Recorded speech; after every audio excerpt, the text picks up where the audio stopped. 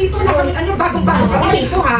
Ako, kagabi, nakaano, tapos, numiti lang sa akin, yung lalaki. Di pasok, Kinakayan mo naman ata agad eh. oo, di, pasok na ulit kami.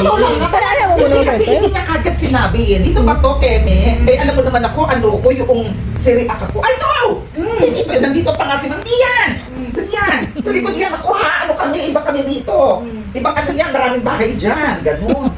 Tapos, nilayasan, ano lang, umiti lang sa akin. Di pasok na ako rito.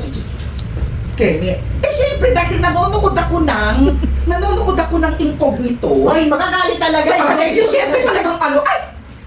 Bakit namatay yung TV? Ma'am! Wala yata ano, biglang namatay, naloka ka. Ay, ma'am, namatay! Syempre, lalabas ako kagad, ano nangyari?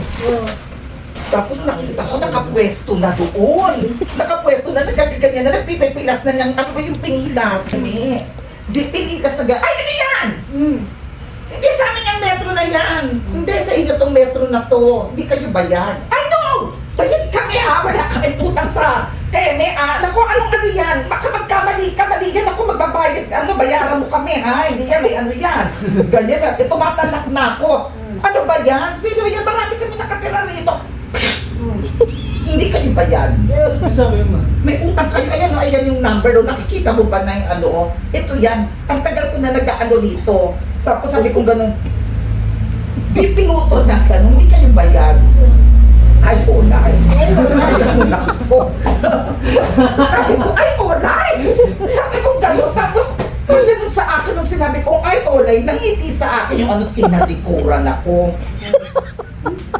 Tinalikuran ako na dire-direto siya next.